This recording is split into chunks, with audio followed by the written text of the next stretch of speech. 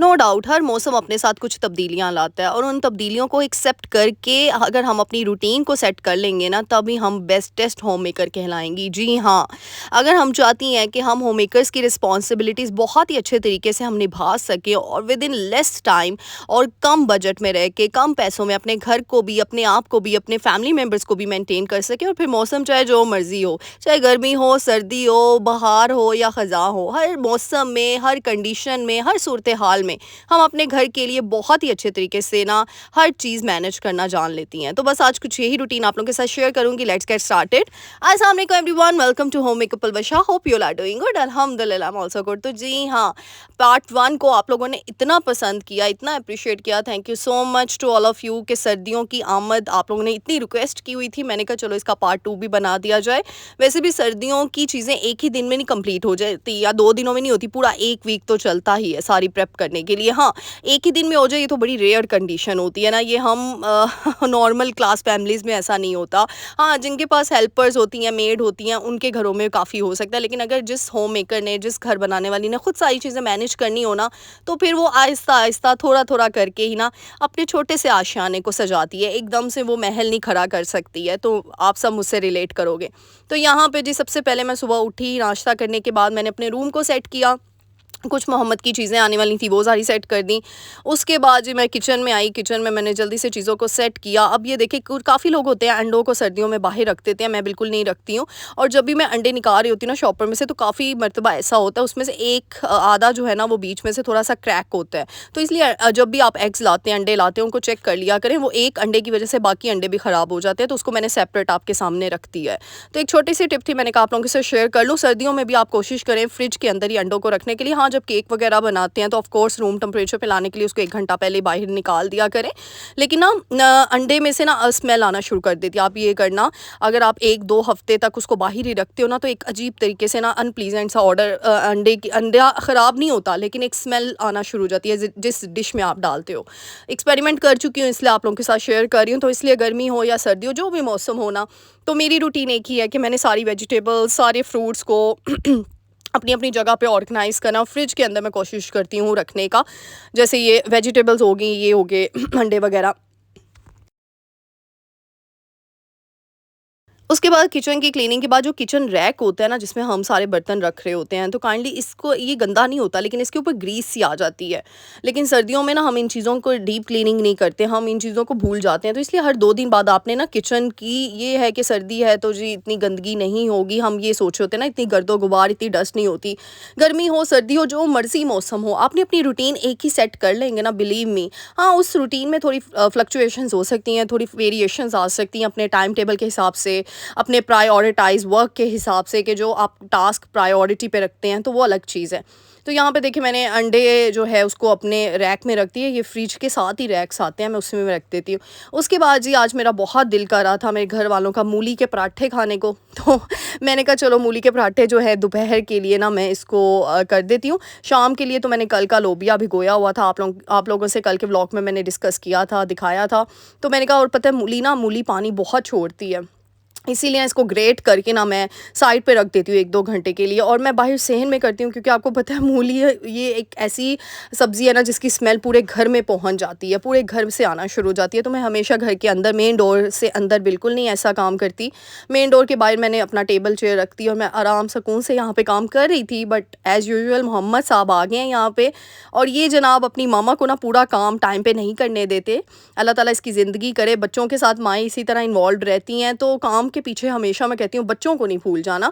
तो मैं फिर अपना काम छोड़ देती हूँ, अपने बच्चे को थोड़ी देर के लिए ना यूँ दे देती हूँ, कि क्योंकि बच्चों को एकदम से इग्नोर करो ना, तो बच्चों के अंदर एक नेगेटिव एनर्जी जन्म ले लेती है इनडायरेक्टली। वो उस टाइम पे आपको फील नहीं होती, लेकिन एक टाइम आता है जब वो नेगेटिव एनर्जीज बहुत बड़ा एक पलंदा बन जाती हैं। तो इसीलिए बच्चों को बिल्कुल भी आपने, चाहे वो छोटी एज के हैं, बड़ी एज के हैं, वो जब भी आपसे आपका टाइम मांगे ना, उनके साथ ज़रूर स्पेंड करें, चाहे आप जितना मर्ज़ी इंपॉर्टेंट काम क्यों नहीं करें, क्योंकि बच्चों से ऊपर तो कोई चीज़ नहीं है। तो फिर थोड़ा-सा उसके साथ खेल खूल के फिर मैंने उसको हवाले कर दिया किसी ना किसी के और फिर मैंने मूलियाँ जो थी ना सारी की सारी ग्रेट करके, और इसमें मैं नमक सिर्फ़ ऐड कर दूँगी। नमक मैं पहले ही ऐड कर देती हूँ, क्योंकि नमक भी पानी छोड़ता है। और फिर इसको ना मैं यूँ साइड पे करके मिक्स अच्छे तरीके से करके इसको साइड पे करके रख दूँगी, ताकि सारा का सारा इसमें से पानी जो है वो निकल जाए। और फिर जब मैं पराठे बनाऊँ तो पराठे टूटे ना, क्योंकि अक्सर मुझे पहले भी जब मैंने आलू वाले पराठे बनाए थे ना, तो मुझे काफ़ी लोग कमेंट आए थे कि आप ही आपके पराठे फटे नहीं हैं। तो वो फटते इसी तरह तरीके से नहीं है, जब आपकी सब्ज़ी में या किसी भी चीज़ में पानी थोड़ा सा भी रह जाएगा ना, तो वो फिर रोटी के अंदर रोटी को पकने नहीं देगा, वो मतलब रोटी फट जाएगी, पराठा फट जाएगा आपका। तो ये देखें, नीचे मैंने प्लास रख दी है, कोई भी आप चीज़ रख दें उसको टिल्ट करके रखना है आपने, और ऊपर मैंने कवर करके इसको यहीं पे रख दी है। फिर साथ यहाँ पे मोहम्मद को मैंने रेडी शेडी किया। यहाँ पे भी एक टिप दूंगी कि जैसे बच्चे हैं ना, मौसम इस तरीके से हुआ है कि बच्चों को आउटिंग चाहिए होती है, वो बाहर निकल रहे होते हैं। जैसे अब सर्दी है, स्मोक है बहुत ज़्यादा, तो अवॉइड किया करें बच्चों को बाहर निकालने से। हाँ, एक स्पेसिफिक टाइम रखें, एक स्पेसिफिक डे रखें, लेकिन अदरवाइज़ ना इस तरह की एक्टिविटीज़ घर में ही रखें। जैसे ये मैंने पज़ल यहाँ पे रखा हुआ है मोहम्मद के लिए ना, मोबाइल से अच्छा है, इन चीज़ों से अच्छा है कि वो इस चीज़ में इन्वॉल्व रहे और देखता रहे। अच्छा, साथ ही मैंने लोबिया रात का ही भिगोया था, कल के व्लॉग में आपने जैसे देखा है, तो साथ ही उसको लोबिये को मैंने प्रेशर देना था, क्योंकि अब दोपहर में तो मूली के पराठे बन जाने थे। फिर रात के टाइम मूली के पराठे नहीं खाए जाते, हमारे घराने में तो नहीं खाए जाते। अदरवाइज़ अगर आप लोग खाते तो वो अलग चीज़ है, लेकिन हम लोग नहीं खाते रात के टाइम पे, क्योंकि डाइजेस्ट करना फिर थोड़ा मुश्किल हो जाता है। तो मैंने कहा चलो रात के टाइम के लिए फिर लोबिया बना लेती हूँ। तो मैंने लोबिया जो है वो रख दिया। और आपको पता है वैसे तो हर मौसम में ही लोबिया होता है, लेकिन सर्दियों में ज़्यादा खाया जाता है। मतलब हर फैमिली और के वैसे भी ना अपने सर्दियों में मुझे रूल्स लगता है कि होते हैं, ऐसी अपनी चीज़ें अपनी बहुत चीज़ें ज़्यादा होती हैं। खानी चाहिए जो आपको बॉडी को हाइड्रेट कर सके। फ्रूट्स वेजिटेबल्स का इस्तेमाल बहुत ज़्यादा करना चाहिए, क्योंकि सर्दियों में ना हम पानी बहुत कम पीते हैं, हमारी बॉडी पे इनडायरेक्टली डिहाइड्रेट हो जाती है। पानी वाकई प्यास ही नहीं इतनी लगती। जहाँ गर्मियों में हम 8-9 ग्लास पी रहे होते हैं, सर्दियों में आके हम 3-4 ग्लास पे आ जाते हैं। वैसे तो पानी बहुत शामिल करना चाहिए, लेकिन हो जाता है, ऊपर नीचे रूटीन हो जाती है, नहीं पानी इतना पिया जाता। इसीलिए अपनी डाइट अगर आप अच्छी रखेंगे ना, तो फिर आपकी बॉडी को वो डिहाइड्रेट नहीं होने देगी। तो इसलिए सर्दी हो या जो भी मौसम हो ना, उसमें आप कोशिश करें अपनी बॉडी को हाइड्रेट करने की, हाइड्रेट रखने की। तो जितनी बॉडी हाइड्रेट रहेगी, उतनी आपकी स्किन नरिश करेगी, उतनी चीज़ें आपकी ग्लोइंग होगी। तो यहाँ पे देखिए जी, लोबिया मैं सिंपल तरीके से बनाती हूँ, कोई रॉकेट साइंस नहीं है। जस्ट मैंने इसके अंदर टमाटर डाल दिए हैं, मैं इसके अंदर प्याज नहीं शामिल करती। टमाटर एक तरफ मैंने लोबिया बॉईल करने के लिए रख दिया था प्रेशर में। यहाँ पे मैंने टमाटर फ्राई करके उसको थोड़ा सा सॉफ्ट करके सारे मिर्च मसाले डाले, और फिर वो जो लोबिया था साथ उसका पानी भी था, क्योंकि वो उस पानी के अंदर ही तो सारा टेस्ट है। वो चीज़ें मैंने ऐड कर दी इसके अंदर, और इसको मिक्स कर दूँगी। अब बस मैंने इसको ना मीडियम फ्लेम पे ना, क्योंकि लोबिया तो गल चुका है, अब बस इतना करना है कि थोड़ा सा ये थिक इसकी कंसिस्टेंसी हो जाए। तो जी सर्दियाँ आ गई हैं, सर्दियों की आमद में आपने मेरे पुराने व्लॉग्स में देखा है कि हमने कैसे कैसे तैयारियाँ की हैं। तो फिर अब ये जो खेस रज़ाइयाँ होती हैं ना, ये एक दिन में नहीं धूप लगाने से इनका काम ख़त्म होता, तो मैं तो इनको 2-3 दिन तक धूप लगवाती रहती हूँ। तो कल भी माशाल्लाह से बड़ी अच्छी धूप निकली हुई थी, आज भी निकली हुई है। तो मैंने कहा चलो अब जब तक धूप निकली है 2-3 दिन तक मैं ना इनको अच्छे तरीके से धूप लगवा देती हूँ। फिर मैंने आज सारे टाल्स जो थे वो भी धो लिए, तौलिए जितने थे। मैंने कहा इसको भी वॉश कर लूँ, क्योंकि आपको पता है सर्दियों में अलग स्टफ़ के टाल्स यूज़ करते हैं, गर्मियों में अलग तौलिए यूज़ किए जाते हैं। तो मैंने कहा चलो जी, आज ये भी काम वाइंड अप कर दिया जाए। जो छोटी-छोटी चीज़ें होती हैं ना, छोटे-छोटे काम होते हैं, ये बहुत पलंदा बन जाता है। तो यहाँ पे मैं शेयर करूँगी, आप सबने इतना अप्रिशिएट किया कल, इतने प्यारे-प्यारे कमेंट किए, thank you so much to all of you. बस आप लोग जब कमेंट करते हो ना, तो मेरे दिल से खुशी निकलती है और दिल से दुआ निकलती है आप सबके लिए। तो बस ऐसे ही अपनी पलवशा आपी को ढेर सारा प्यार देते रहें, और ऐसे ही दुआएँ देते रहें, और ऐसे ही लाइक, शेयर, सब्सक्राइब किया करें, क्योंकि कुछ लोग ना इतना वीडियो में खो जाते हैं ना कि मेरा सब्सक्राइब का बटन क्लिक करना ही भूल जाते हैं। तो फिर जल्दी से जाएँ ना पलवशा आपी के चैनल को, होम मेकअप पलवशा को ज़्यादा से ज़्यादा सपोर्ट करें, लाइक करें, शेयर करें, कमेंट तो करना ही करना है। मेरी पुरानी शेरनियों को तो पता ही है, पता है। जो नई शेरनी आती है ना, वो भी मुझे बताया करें आप किस सिटी से, किस कंट्री से बिलोंग करती हैं, आपका नेम क्या है, क्योंकि एक बॉन्ड बन जाता है ना, एक फैमिली बन जाती है और बड़ा अच्छा फ़ील होता है। जैसे मुझे अपने पुराने सब्सक्राइबर्स, पुरानी फॉलोअर्स सबके नेम्स याद हो गए अल्हम्दुलिल्लाह। तो मुझे बड़ी खुशी होती है कि वो जब मुझे मैसेजेस कर रहे होते हैं, कई सब्सक्राइबर्स तो इतने पुराने हैं कि मैं अगर वो कमेंट ना करें, कुछ देर बाद कर ले, तो मुझे ना टेंशन होती है कि कमेंट क्यों नहीं आया आज उनका। तो मेरे साथ ऐसा कुछ होता है। यहाँ पे जी गर्मी स्टफ़ के जितने कपड़े थे, लॉन वगैरह, मैंने कहा इसको भी फ़ोल्ड करके ना संभाल दिया जाए। अच्छा, मैं ना कबर्ड का एक पोर्शन मैंने रखा हुआ है, वहाँ पे मैं सारे गर्मी के कपड़े रख देती हूँ। वहीं पे पहले सर्दी के कपड़े होते हैं, फिर वो वहाँ से निकाल के ना गर्मियों के कपड़े भी वहीं पे मैं संभाल देती हूँ। कुछ मैंने टैची रखा हुआ है एक, उसमें मैं सारे वो वाले कपड़े रखती हूँ, जैसे फैंसी कुछ होते हैं। कबर्ड में इतनी नहीं होती स्पेस, तो ये भी एक टिप है कि अगर आपकी कबर्ड में इतनी स्पेस नहीं है तो आप टैची का इस्तेमाल कर सकती हैं। उसके अंदर कपड़े ऑर्गेनाइज करके अच्छे तरीके से फ़ोल्ड करके रख के ना इस तरीके से फ़ोल्डिंग वे किया करें कपड़ों का।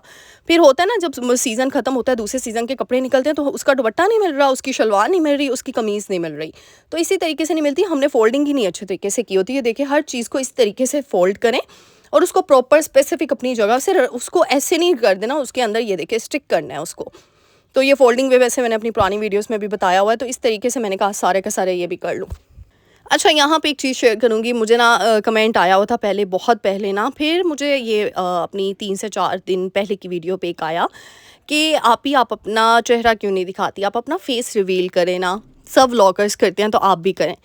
तो आप कब करेंगी? पहली तो बात है, मैंने इस तरह का कुछ सोचा नहीं है, और इंशाल्लाह मैं कोशिश करूँगी कि मैं बिल्कुल अपना फेस रिवील ना करूँ। पता नहीं क्यों, बट मैं नहीं चाहती हूँ। और काफ़ी लोगों ने पूछा बाल दिखा दें अपने, तो वो भी नहीं मैं चाहती बिल्कुल भी। तो वैसे भी मैं नॉर्मल रूटीन में भी हिजाब करती हूँ, मतलब मैं स्टॉलर लेती हूँ। मेरी यूनिवर्सिटी कॉलेज लाइफ से ही मैंने, मतलब मेरे बाल शायद किसी ने भी नहीं देखे हुए, मैं हिजाब लेती थी अपनी यूनिवर्सिटी लाइफ में भी, अपनी कॉलेज लाइफ में भी ना। और हाँ, फर्स्ट ईयर में नहीं लेती थी, लेकिन उसके बाद सेकंड ईयर तक नहीं लिया, लेकिन बीएससी के बाद, थर्ड ईयर के बाद आप कह सकते हैं। तो यूनिवर्सिटी में एमएससी एमफिल में भी, फिर जहाँ जॉब की वहाँ पे भी हिजाब लेती थी। अच्छा, इस बात को मैं कंटिन्यू करूँगी। पहले मैं आपको ये रेमेडी बता दूँ, सर्दियाँ आने वाली हैं, और सर्दियाँ बल्कि आ चुकी हैं 1/2%। तो जैसे ही मौसम चेंज होता है ना, बड़ों को, छोटे बच्चों को फ्लू हो जाता है, तो उसके लिए आपने हल्दी जो है ना, इसको ड्राई करना है। ये ऑर्गेनिक हल्दी है, ये बाज़ार से बहुत ही कम जगहों से मिलता है। इसको ड्राई करना है, आपने धूप में इसको सुखाना है, या फिर खुले मतलब अपने डाइनिंग टेबल पे यूँ खुला करके रखते हैं, ताकि ये जब ड्राई हो जाती है ना, ये कड़क हो गई हुई है, तब यूज़ करना है। और इसका जार बना लेना आपने, दैट्स इट। इसको छोटा छोटा कट करके, ये मैंने आप लोगों को पुरानी वीडियोस में सिखाया हुआ है किस तरीके से इसको आपने ड्राई करना है। और ये आपने दूध में डालनी है, और काली मिर्च चुटकी भर मैंने डाली है। देखिए 1 गिलास दूध के अंदर मैंने वो 3 जो हैं टुकड़े हल्दी के वो डाले, सुखाई हुई हल्दी है वो, एज इट इज़ नहीं डालनी। और काली मिर्च मैंने यूँ चुटकी डाल दी है, ठीक है, पिसी हुई काली मिर्च। और उसको ना अच्छे तरीके से आपने उबाल देना है, बॉयल बहुत 3-4 आपने उसको उबाले देने हैं। और उसके बाद, उबालने के बाद आपने उसको कवर करके रखना है 5 मिनट के लिए उस भाप के अंदर ही। और फिर उसको छान लेना है अपने कप के अंदर, ठीक है। और छानने के बाद आपने उसके अंदर आधा चम्मच या उससे भी कम शहद ऐड कर देना है, ठीक है। और अच्छे तरीके से मिक्स करके रात को सोने से पहले ये पीना है आपने। और उसके बाद, कोई होता है ना, हम ब्रश कर लेते हैं या फिर अपने मुंह को ठंडक दे देते हैं, ऐसा नहीं करना। गरमाइश ही मुंह में रहे और आपने उसी में सो जाना है। बिलीव मी, ये आप 3 दिन करेंगे ना, आपका फ्लू यूँ चुटकियों में ख़त्म हो जाएगा। ये मेरी गारंटी है पलवशापी की। और बच्चों को भी आप दे सकते हैं, इसमें कोई वो ऐसी चीज़ नहीं है जो नुकसानदेह हो। काली मिर्च थोड़ी सी क्वांटिटी डालनी है, पिसी हुई काली मिर्च की। और ऑर्गेनिक चीज़ जितनी लेंगे, शहद भी आजकल जो चीनी वाला शहद बाज़ार में आ रहा है ना, काइंडली उसको ख़त्म कर दें। तो ये ऑर्गेनिक कहीं से भी मंगवा लें, क्योंकि सर्दियाँ शहद बहुत ज़रूरी है हर घर में होना। तो कुछ भी करके ना, ये इन्वेस्टमेंट गुड इन्वेस्टमेंट है। कल को डॉक्टर्स के पास चक्कर लगाने से, इतनी इतनी हैवी मेडिसिन लगाने से अच्छा है कि आप ये शहद पे इन्वेस्टमेंट कर लें, और ये ऐसी चीज़ें घर में रख लें, ऑर्गेनिक चीज़ें। अच्छा, यहाँ पे मुझे काफ़ी कमेंट आए थे, आपके कपड़े हमें बड़े प्यारे लगते हैं। हमें बताएं, ये कौन डिज़ाइनिंग करता है, ये कौन, आप कहाँ से ख़रीदती हैं, प्लीज़ बता दें। तो डियर, ये देखो सिंपल कपड़े हैं, कोई इतने रॉकेट साइंस नहीं है इसमें। हाँ, मैंने हमेशा बोला है ना कि जब भी आप कुछ, ज़रूरी नहीं ब्रांड की चीज़ें पहन के आप खूबसूरत बन सकते हो। अगर आप लोकल मार्केट से भी शॉपिंग कर रहे हो ना, अपनी चॉइस आपने ऐसी रखनी है, यूनिक चॉइस। जो किसी, मेरी ना हमेशा से आदत थी, मैं हमेशा वो चीज़ सेलेक्ट करती थी जो किसी ने ना पहनी हो। होती है ना लोग के, वो कॉन्शियस हो जाते हैं, यार उसने इस तरह का ड्रेस पहना है, मैं भी इस तरह का बनाऊँ। मुझे मार्केट में, मैं जब भी जाती थी, मैं कहती थी यार किसी ने ना वो पहना हो, मेरा वैसा होना चाहिए। ये ना कल दुपट्टा भी फट गया था, देखें ज़रा ऊपर छत में ही ना। मैंने कहा चलो इसको स्टिच करवा दूंगी। तो मैंने कहा आज सारे लॉन के ड्रेसेस संभालती हूँ। ये इसमें देखें लेस का स्टाइल मैंने किस तरीके से उसको लेस को लगवाया है ज़िगज़ैग में, तो कितना अच्छा लग रहा है ना। सिंपल ड्रेस था। ये भी शर्ट आप लोग पूछे थे, अच्छा ये मैंने सिर्फ शर्ट ख़रीदी थी लाइमलाइट पे। ये जब डिस्काउंट लगा हुआ था, ये 50% ऑफ में मैंने ये परचेज़ की थी। मुझे बहुत खूबसूरत लगी थी। इसके साथ मैं वाइट ट्राउज़र और ब्लू दुपट्टा लेती हूँ, कंट्रास्ट वाइट और ब्लू का। ये भी मैंने शर्ट ही जस्ट परचेज़ की थी। मुझे ऐसे प्रिंट्स बहुत प्यारे लगते हैं कि जो किसी ने ना पहने और बड़े अट्रैक्टिव लगें और यूनिक लगें। डार्क कलर्स, लाइट कलर्स कुछ तो। मैंने कहा आप लोगों के से अब संभाल नहीं है गर्मी के कपड़े, चलो दिखा देती हूँ। तो यहाँ पे जी मोहम्मद साहब को जल्दी थी ऊपर छत पे जाने की। मैंने कहा कपड़े वगैरह जितने मैंने डाले हैं सारे के सारे मैं नीचे ले आऊँ। शाम होने वाली थी, यहाँ पे थे तकरीबन 4 साढ़े 4 का टाइम था। तो मैंने कहा इससे पहले कि ठंड हो जाती, अभी तो धूप थोड़ी सी निकली हुई थी, तो मैं इसलिए मोहम्मद को कवर करके ऊपर ले गई। मैंने कहा चलो साथ साथ ये भी मेरे साथ इन्वॉल्व रहेगा और मैं अपने काम भी निपटा लूँगी। यहाँ पे उठ चुका था। तो यहाँ पे अच्छा मैं यही डिस्कस करी थी कि हिजाब की। तो देखो, यूट्यूब की कोई पॉलिसी नहीं है कि अगर आप सामने आओगे तो आपको बहुत व्यूज़ दिए जाएंगे या आप वायरल हो जाओगे। यूट्यूब बेचारा ऐसा कुछ नहीं कह रहा, वो आपको तब भी कामयाब करे, आपकी एफर्ट है ना, आपकी स्ट्रगल है। और मुझे ना, मैं कम में, मैं ऐसी बंदी हूँ, मैं कम में ही बहुत खुश रहती हूँ। मुझे वो ज़्यादा की तलाश में, मैं कम चीज़ को भूल नहीं जाती। तो मैं अल्हम्दुलिल्लाह, मैं कहती हूँ मेरे 13 के हो गए हैं, पहली तो बात है। बहुत बहुत शुक्रिया आप सबका, इतने कम टाइम में 13 के करवाने का। लेकिन ना एक चीज़ बताऊँ, मैं अपने आप को बहुत छोटा समझती हूँ कि मुझ में तो कुछ है ही नहीं है, ना था। फिर भी अल्लाह ताला ने 13 के करवा दिए। पता नहीं अल्लाह ताला की क्या मर्ज़ी, अल्लाह के राज़, अल्लाह की खुशनुदी। यानी मेरी औकात तो 1 के की नहीं थी। मुझे ऐसा लगता है कि अल्लाह ताला ने मुझे 13 के दे दिए, मेरे लिए ये बहुत बड़ी बात है। सच बता रही हूँ, दिल से कह रही हूँ। ये मैं सिर्फ वीडियो की हद तक नहीं कह रही। मुझे यकीन ही नहीं आता कि मेरे 13 के हो गए हैं। कि जो बंदी किसी टाइम पे 1 के लिए, मतलब मेरे 500 हो जाते थे ना सब्सक्राइबर्स, तो मैं कहती थी वाओ। किसी के अगर मैं देख लेती थी 500, सॉरी अपने नहीं, 500 मेरे तो थे ही नहीं तब किसी के अगर मैं 500 सब्सक्राइबर देख लेती, मैं कहती थी माशाल्लाह, ये कितना खुशनसीब इंसान है, इसके 500 हो गए हैं। मैं कहती थी पता नहीं मेरे भी कभी 500 हो पाएंगे या नहीं। और जब मैंने पुराना चैनल बनाया था ना, उसमें मेरे पहले जब 3 सब्सक्राइबर्स मुझे ऑर्गेनिक मिले थे ना, यकीन करें उसकी खुशी मेरी अलग थी। उन 3 सब्सक्राइबर्स के लिए मैंने अगले दिन उठ के वीडियो बनाई थी। और इस चैनल पे भी जो मेरे पहले सब्सक्राइबर, क्योंकि मैंने ये चैनल अपने फैमिली मेम्बर्स को स्टार्टिंग में किसी को नहीं बताया था, अब माशाल्लाह से सबको पता है। तो मुझे इतनी खुशी हुई कि वो ऑर्गेनिक सब्सक्राइबर्स जब आते हैं ना, तो आपका दिल, मैं कहती हूँ, बाग बाग हो जाता है और मुझे वो दिन याद है जब मेरे सिर्फ 3 सब्सक्राइबर्स थे और उन 3 में से 1 का कमेंट आया था मुझे सिर्फ। और उस कमेंट ने मुझे इतना बूस्ट किया कि मैं अगले दिन उठ के मैंने दोबारा वीडियो बनाई। उन 3 सब्सक्राइबर्स के लिए मैं कंसिस्टेंट रही कि नहीं, वो मेरे 3 देखने वाले हैं अभी। तो मैं तो अल्लाह ताला का हर हाल में शुक्र अदा करती हूँ कि मेरी इतनी औकात नहीं है जितना अल्लाह ताला ने मुझे दे दिया हुआ है। तो इंशाल्लाह कोशिश तो ये है कि कभी नहीं मैं अपना फेस रिवील करूँगी, इंशाल्लाह इंशाल्लाह इंशाल्लाह। और वैसे मैं हिजाब करती हूँ, तो अगर हिजाब में कहीं आई या अपना मतलब, और वैसे भी जब जब आप वीडियो बनाते तो हो उसकी ना, लुक को प्रेजेंटेबल बनाने के लिए ना कुछ हद तक आपको फिर ना इन्वॉल्व होना पड़ता है उसमें। बट मेरी ज़्यादा कोशिश यही होती है कि मैं अपने मतलब एक होता है ना, एक लिहाज में आऊँ, एक तरीके से आऊँ और अपनी लिमिट्स में रह के काम करूँ। बस मेरी कोशिश यही होती है। आप लोग कहते हो और एक चीज़ है, किसी का कंपैरिजन किसी के साथ ना किया करो। देखो, हर किसी की अपनी मर्ज़ी होती है, हर किसी का अपना दिल है, हर किसी की अपना दिमाग है। तो बस मेरी राय यही है। हाँ, मुझे अपनी फैमिली मेम्बर्स की अल्हम्दुलिल्लाह उनकी तरफ से कोई रिस्ट्रिक्शन नहीं, कुछ नहीं है। लेकिन बस मेरा दिल है, मैं कहती हूँ अल्लाह ताला बस मुझे मतलब सीधे रास्ते पे रखें और अल्लाह ताला मुझसे कोई ऐसा काम ना करवाएं कि जो अल्लाह ताला मुझसे नाराज़ हो जाएं। तो बस मेरी यही कोशिश है। मैं दुआ भी करती हूँ कि अल्लाह ताला ने अगर इसमें कामयाबी दी है ना, तो इसी तरीके से मुझे और कामयाब करता जाए कि मैं कभी भी, यानी मेरे दिमाग में ये डाले ही ना अल्लाह ताला। मैं दुआ करती हूँ अल्लाह ताला से कि मैं फ़ेस रिवील करूँ। तो बस आप लोग भी मेरे लिए दुआ कीजिएगा इस बात के लिए। और इसी तरीके से आप पलवश आपी को प्यार दे रहे हो ना आकर भी, तो मैं कहती हूँ इससे ज़्यादा ब्लेसिंग मेरे लिए क्या हो सकती हैं। और इससे ज़्यादा शुक्रगुज़ारी मैं क्या करूँ अल्लाह ताला सुब्हान ताला की, कि जिस बंदी के 1 के का यकीन नहीं था उसको, उसके 13 के हो गए हैं।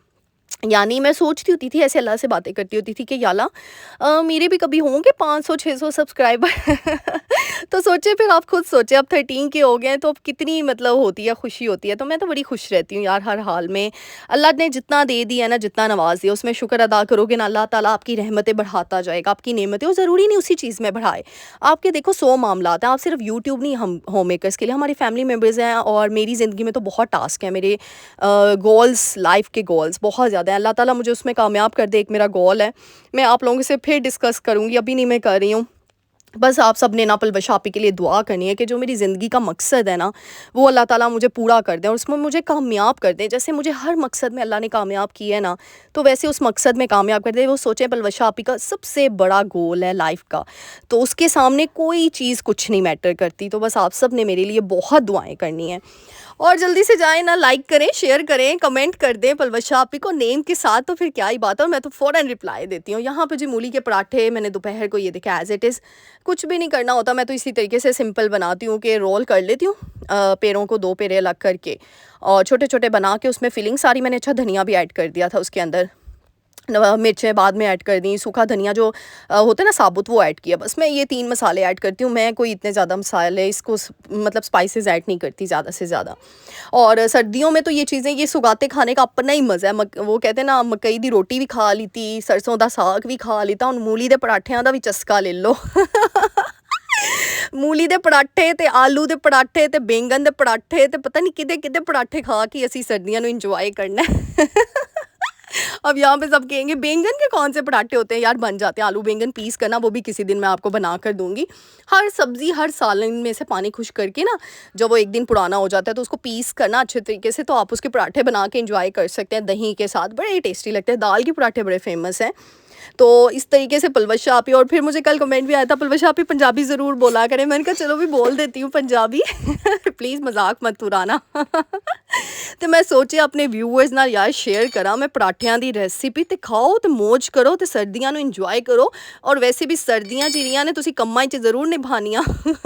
सॉरी, गुजारनियां। ते कम्म करके ते फारग होवो ते छेती छेती ना पराठे इंजॉय करो, ते जल्दी जाओ किचन ते हुण पराठे बनाओ। तो बस जी, अब क्या है, यहाँ पे मैं ऊपर चली गई थी और यहाँ पे मैंने कहा चलो जी सारी की सारी चीज़ें उतार देते हैं, टाल भी तो मैंने कहा सारी की सारी ब्लैंकेट्स वगैरह भी उतार लेती हूँ। उनके कवर्स मैंने सारे वॉश करके रख दिए थे। 2-3 दिनों में ये सारा काम मैंने वाइंड अप कर दिया और अल्हम्दुलिल्लाह, यानी मैंने 90% सर्दियों के काम मुकम्मल कर लिए हुए हैं। अब जैसे जैसे आगे और करती जाऊँगी, आप लोगों के साथ व्लॉग्स में शेयर करती जाऊँगी। तो यहाँ पे फिर नीचे आने के बाद मैंने कहा वही जो चीज़ें थी, सारी के सारे बर्तन वगैरह वॉश कर दिए। फिर आटा जो बच जाता है वही मैं छोटी छोटी चीज़ों में रख देती हूँ। मुझे ना ऐसे फ्रिज के अंदर बड़ी बड़ी चीज़ें रखने का इतना नहीं होता। कि जैसे ही आपको ये भी टिप दूँगी कि जैसे ही चीज़ों को ना सॉर्ट आउट करने की कोशिश किया करें। अब ये थोड़े से आटे के लिए मैं इतना बड़ा बाउल फ्रिज में रखती, तो मैंने उसको छोटे जो है ना बाउल के अंदर ट्रांसफ़र कर दिया और इसमें कवर करके मैं फिर रख दूँगी। तो इस तरीके से आपका काम निपट जाता है। और आप चीज़ें ना जितनी सिमटी हुई होंगी ना और संभली हुई होंगी, आप उतना रिलैक्स फ्री करें मतलब फ़ील करेंगे। चाहे आप किचन के अंदर जा रहे हैं, चाहे आप बेडरूम में जा रहे हैं, चाहे आप डाइनिंग एरिया में जा रहे हैं, चाहे आप ड्राइंग रूम में जा रहे हैं।